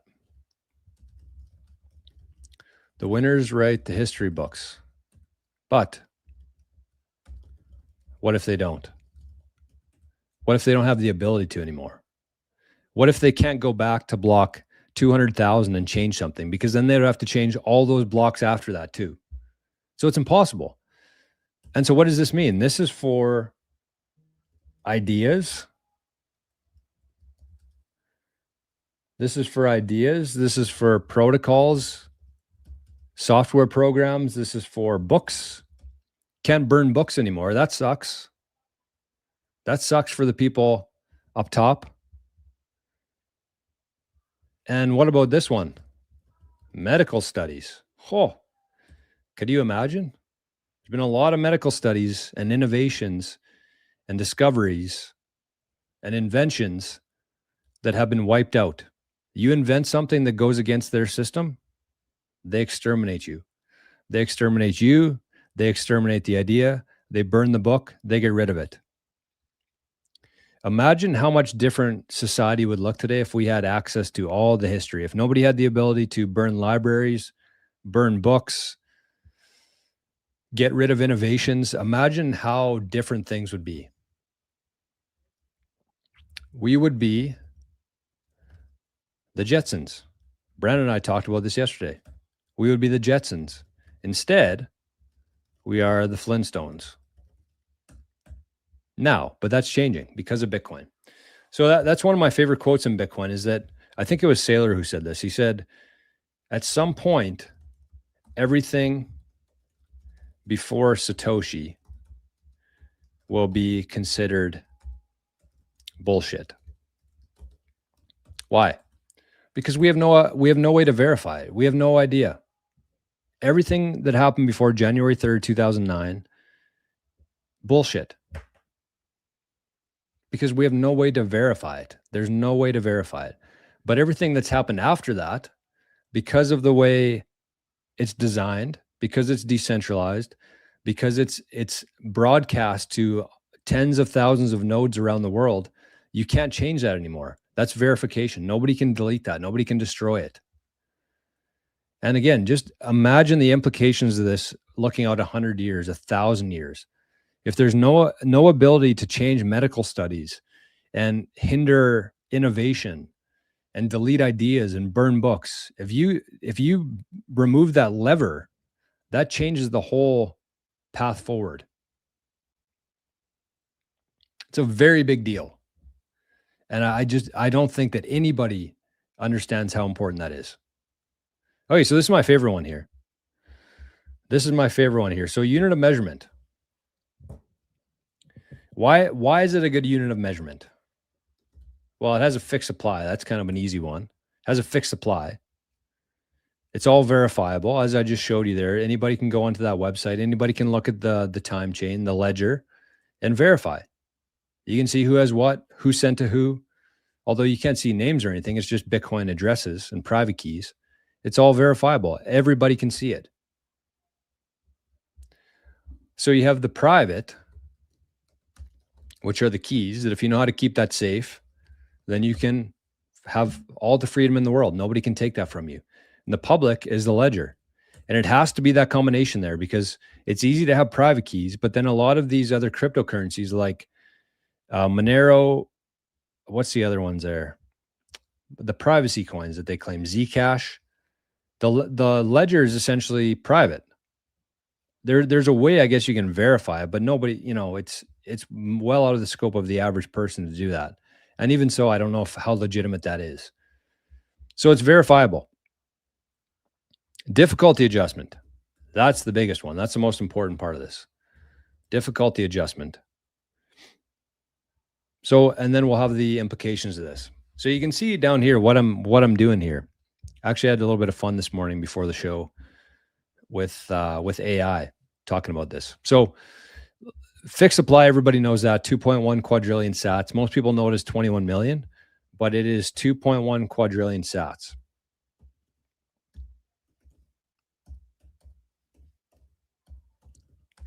total. So that's the forever denominator, which means that everything we have, all the houses, all the cars, all the land, all the gold, all the equity, all the ideas, all the productivity, all the robots, all the computers, all the cell phones, everything that we have is going to be divided by this number. Because that's the only fair way to do it. You cannot, we've been using a broken ruler for 100 years now. Why is it broken? Because we have no idea what the bottom number is. We have M0, we have M1, we have M2, we have M3, we have the Chinese yuan, we have the Japanese yen, we have the Russian ruble. I don't know if those are even the currencies. I don't give a shit. Canadian dollars, US dollars. We have no idea how many of those units exist. We have an idea, but we've never been able to verify it. They've never been audited before. They've never been audited before. So I just realized that I'm going to be short of time here. I didn't realize I had a meeting in 10 minutes.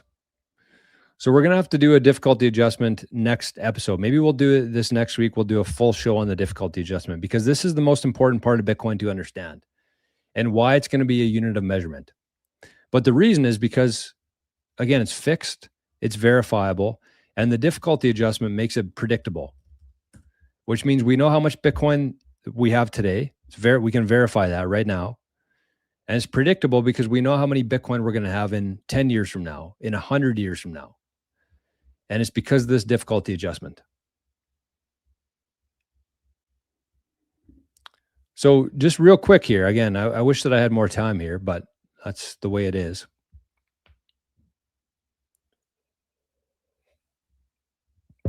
So here we go. I did so I guess the implications of this, the impact of this is that Bitcoin will reprice the world. And if you take away one thing from this show today, I want you to remember this. Bitcoin will reprice the world because it's a better unit of measurement because we know the denominator. Therefore, you can accurately and fairly measure everything we just talked about. So this is a very important part to understand here. So what I did was I took this 2.1 quadrillion sats, this number right here. This is the total number of sats that will ever exist. Most people know it as 21 million, but that's not correct. It's 2.1 quadrillion sats. So I asked AI, how many acres of land exist on Earth? How many houses exist on Earth? How many commercial buildings exist on Earth? How many sports teams exist on Earth? And how many shares of the Magnificent Seven exist? So here we go. Right. Based on where we are right now, these might change. These might change. These might change. These might change. This probably won't. We're not going to make more acres. And so essentially right now, if you divide 2.1 quadrillion sats divided by 36 billion acres, that comes out to about 58,000 sats per acre, which is about $40. $40 USD. That's what you can buy 58,000 sats for right now. So $40 per acre. And again, that's if only land existed. If land was the only thing that we were measuring there, right? Because that's the equation here. This is the equation that we're doing. This is the 36 billion acres divided by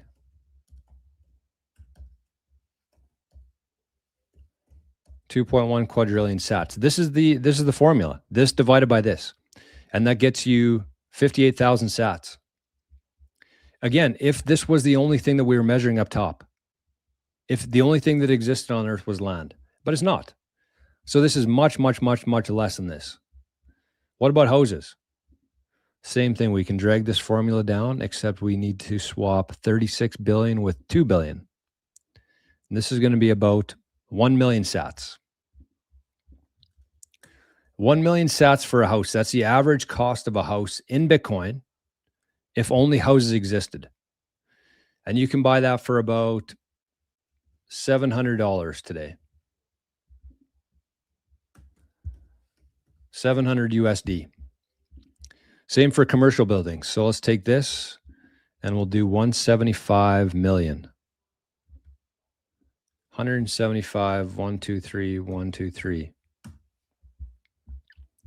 So I think that's about 1.2. No, that's 12 million. 12 million sats, I think that is. Which you can get for, I don't know, 8,000. So this is the variance. This is the discrepancy in knowledge, the knowledge gap here. Because what we're saying is that if only acres existed, it'd be about $40 worth of Bitcoin per acre. If only houses existed, it'd be about $700, the Bitcoin equivalent, the average cost of a home, $700. If only commercial buildings existed, you could essentially buy one for $8,000 worth of Bitcoin. But again, we're not only going to have acres, we're not only going to have houses, we're not only going to have commercial buildings. But this next one here, this one was the one I found to be the craziest. So if we go 2.1 quadrillion divided by 15,000, whoa, it works out to be about, oh, I thought it was more than that.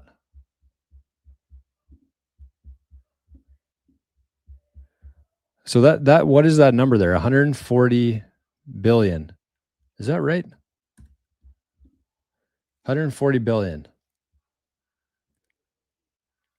Which would be, I actually don't know. Hard to do math on the fly. 15,000. I thought it was only 2 Bitcoin per sports team. Okay, 140 billion. I think that's 140 Bitcoin, right? 140 Bitcoin, that would make sense. But this one also too here, this 85 billion. So basically what I did here is I took the total amount of outstanding shares of all the Magnificent Seven companies, which is like Apple, Nvidia, Tesla, Google, Microsoft, you know. And there's 85 billion.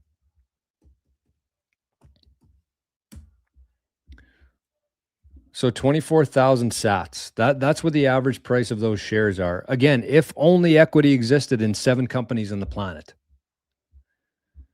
which is about, okay, so what would it, 24, that would be about $20. $20 a share. And a lot of them go for, I don't even know what they are, much higher than that. And again, this is only if equity existed. There's no houses, there was no land, there was no anything else. These shares would be $20 worth of Bitcoin. And then this one would be equals 140 times 70K. What are we? 68?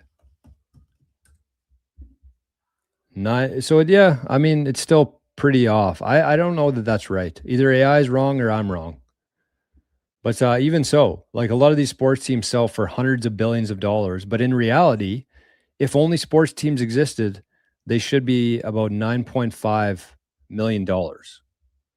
Not billions, hundreds of billions.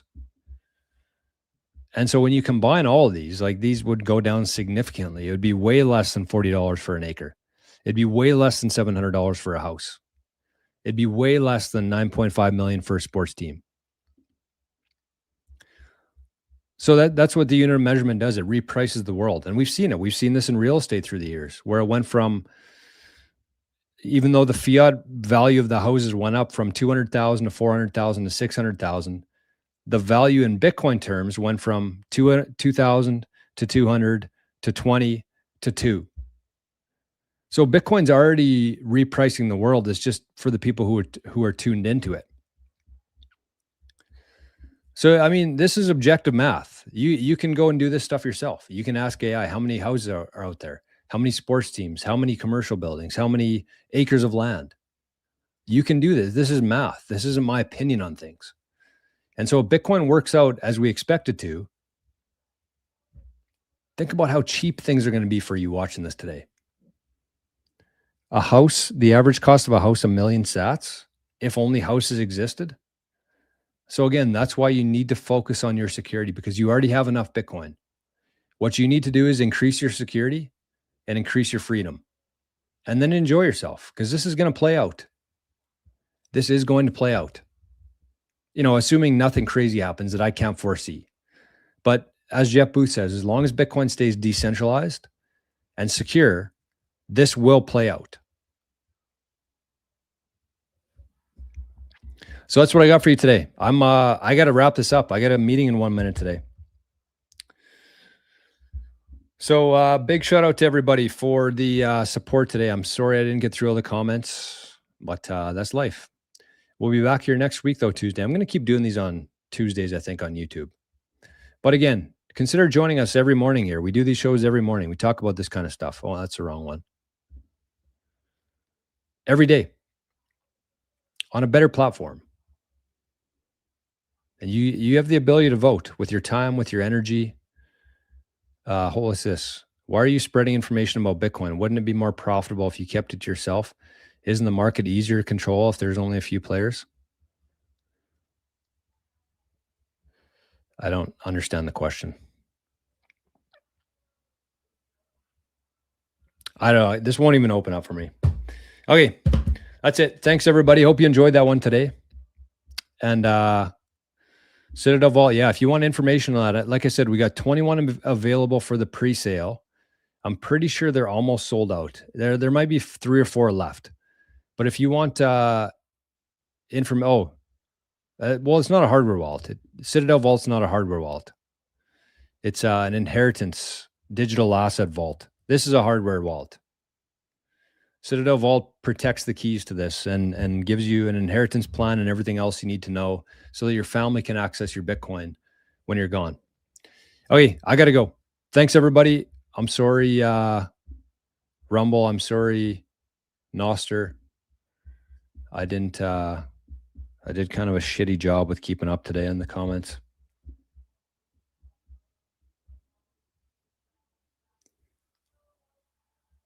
Oh, Mika's okay. Never mind. Okay, never mind. We're gonna go for about 10 or 15 minutes here. Actually, the person that I'm meeting with here just said we can push it back a little bit. So I'll stick around for another 5 or 10 minutes here. I'll get through some questions, and then I'll head out. Good thing I saw that. So yeah, the Citadel Vault basically is it complements this, right? So the main problem with this, even though I think Cold Card's your best bet in terms of a hardware wallet, I'd say either the Cold Card Q or the Passport Prime. If you're in Canada, Cold Card Q, or if you want to pay some import fees on it, you can order from anywhere. If you're in the US, though, I really like the Passports. They're kind of very similar. The Passport, the Cold Card. If I had a choice, I would choose this one over the Passport Prime, but it might cost you a little bit in import fees. So this is a hardware device. This is what stores your private key, which is essentially your Bitcoin. But it's encrypted. Unless somebody has the PIN code to this, they can't do anything with your private key. If they try to pry it open and extract it, it bricks itself.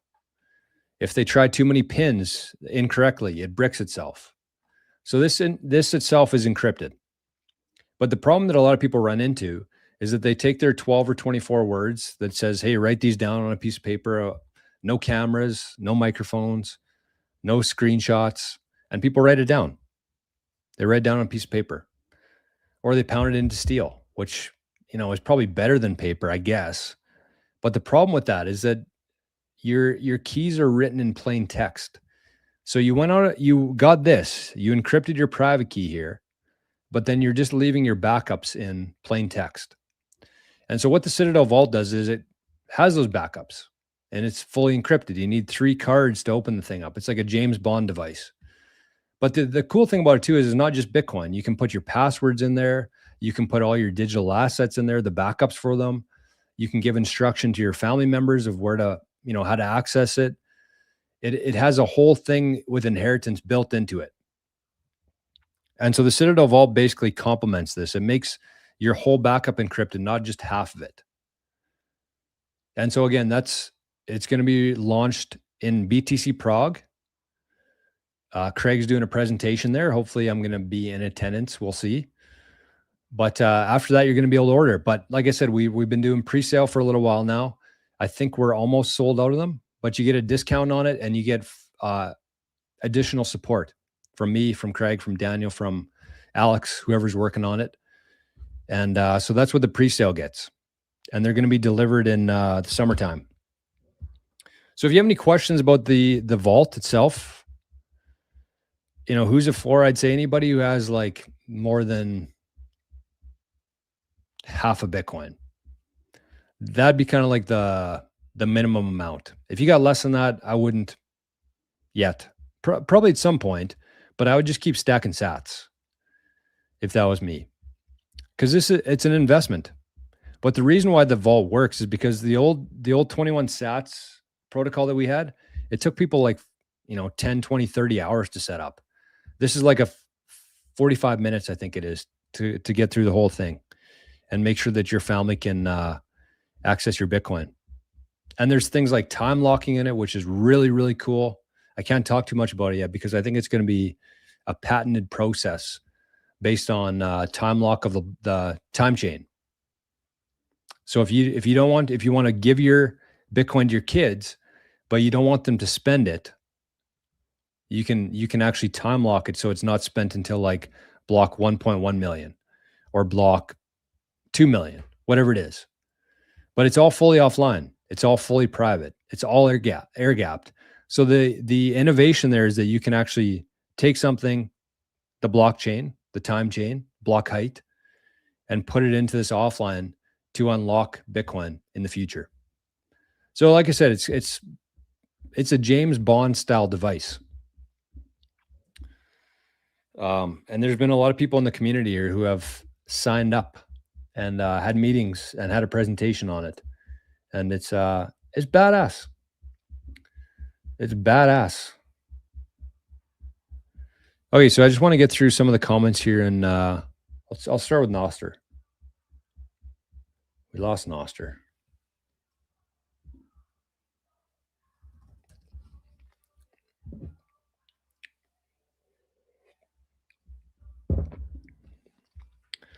Let's start with Noster here. What did I miss? Oh, Shani's here today. Hey, Shani. Shani said, morning, friends. Listening while doing chores at the fire hall. Sorry about the small zap. Need to top up. Thank you, Shani. Good to see you, buddy. Scotty sent a couple more. Said, what do you need, Jor? Hit me up. What was I talking about, Scotty?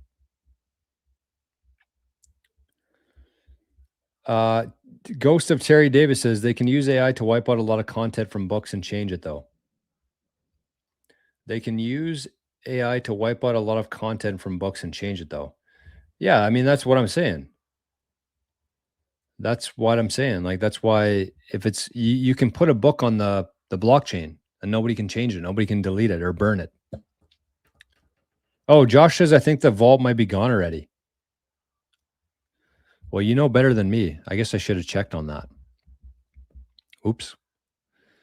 Making false promises out there. But that'd be incredible. I mean, because we've only been talking about it for 2 weeks here. If we were able to sell 21 of those already, that's incredible. It'll revolutionize Bitcoin. Everybody's going to know what that thing is in about a year from now. Somebody sent 350 and said, thanks for showing up. Of course. When do I not show up? Scotty sent a record number of 99 sats today. We're going to have to update these all tomorrow. Okay. Comments here.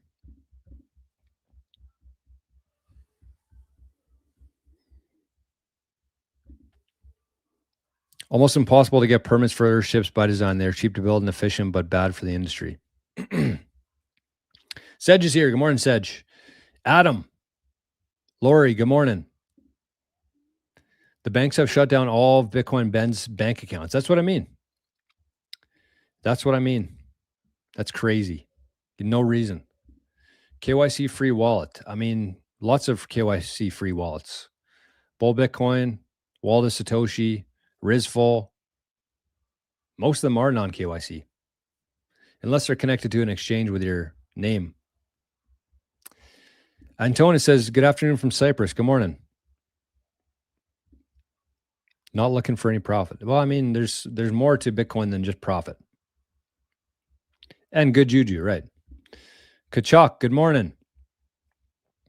Kachak says, if the world adopted a Bitcoin standard, wouldn't we eventually see a repeat of 1971 Nixon shock? How? How? Folsom Hoddles here. Good morning. Says, I have a question about maintenance about the cold wallets. How often to actually update the software? I usually don't touch it for 6 months at a time. I mean, I think you should be touching it a little more often than every 6 months. Especially if you're someone new to, I mean, if you've been around for a while, 6 months is probably fine. But like for anybody who's new with a hardware wallet, like you should be looking at that thing every couple weeks or every month. Going through the process, putting your pin into it, making sure you know where the backups are. They should not be both at your house, but a lot of people do have them at their house. It should be something you do often. In terms of like the updates though, depends. If there's a security breach to the wallet that you're using and the software update patch that, then do it. But if you don't, you know, I have cold cards that I've never updated the software on it or the firmware.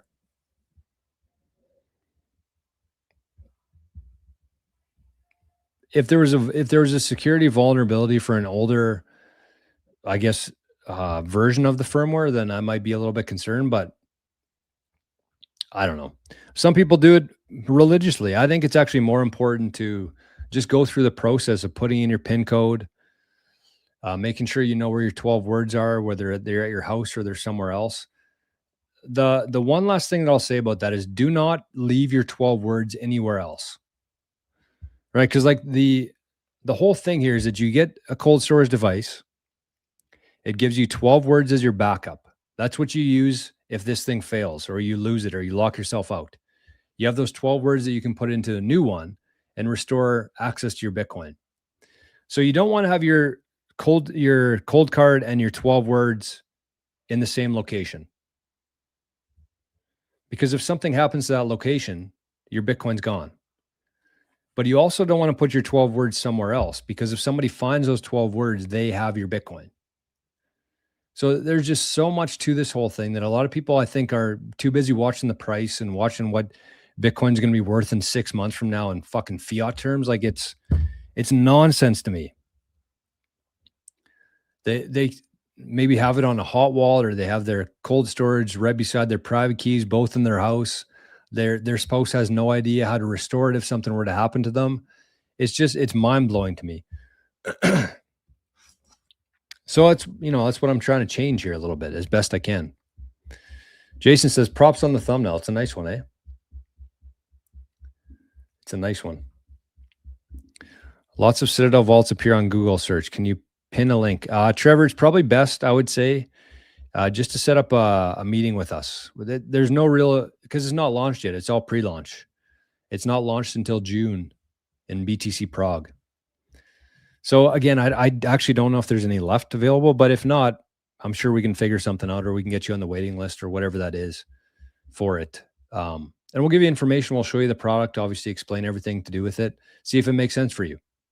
Again, I think if you got less than half a Bitcoin right now, it probably you don't really need it. You can improve your security enough for much cheaper. You can set up an inheritance plan for much cheaper. It's not that this thing's expensive. I think it's actually 100 times undervalued for what it's really worth. But yeah, I would say if you got less than half a Bitcoin, you probably don't need it yet. Focus on other things. Yeah, this is live. We're not live for very much longer though. Buck52 said, love the straight talk jar. I mean, you're here every day, Buck52. We try to do that here every day. Jenny, I missed you. Jenny, hands off my sats. I didn't even see you here. She said money. I thought that was toilet paper. Yeah, it pretty much is, Jenny. Paulie says, investing in a Bitcoin ETF and a TFSA for tax purposes. Fidelity has a mutual fund wrapper. Double fees. Fuck these thieves. Self-custody or nothing. Amen to that. Amen to that. Adam said, even though we want to live on a Bitcoin standard, try living today without a checking account. Yeah, I mean, if your family doesn't have a checking account, you can't live. Straight up. And that was the, the point of the freedom aspect of the show today.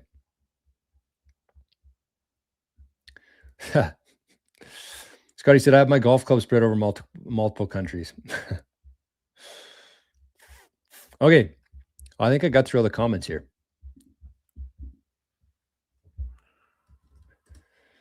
I think I did. So yes, big shout out to everybody who supported the show today.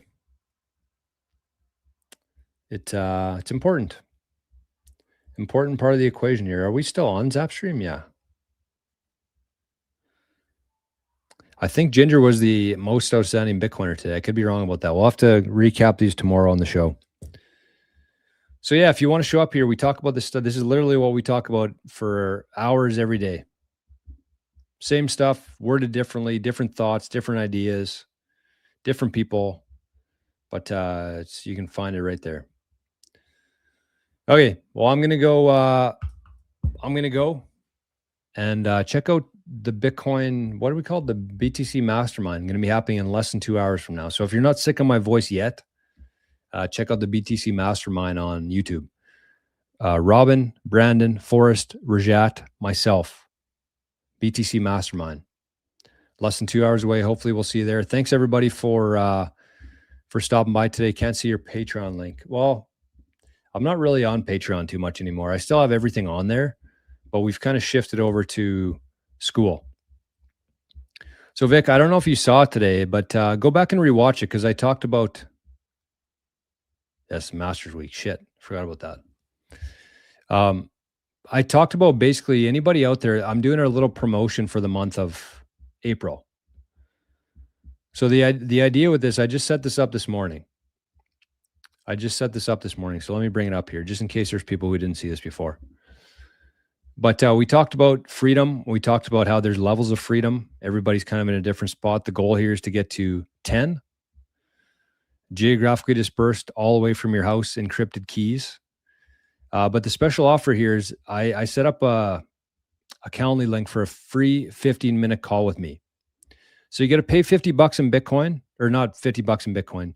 You pay $50 to I guess create the meeting. And that's just basically so that people don't just set it up and then not show up to the meeting. So you pay $50 and then I refund you in Bitcoin when we have the meeting. So it's free. It's just I don't want a bunch of people booking because I only have 1 hour a day available for this in the time slots. And it's only for the month of April.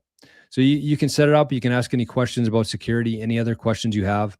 And we can discuss, the plan for you to go from 4 to 6 or 6 to 8 or 8 to 10.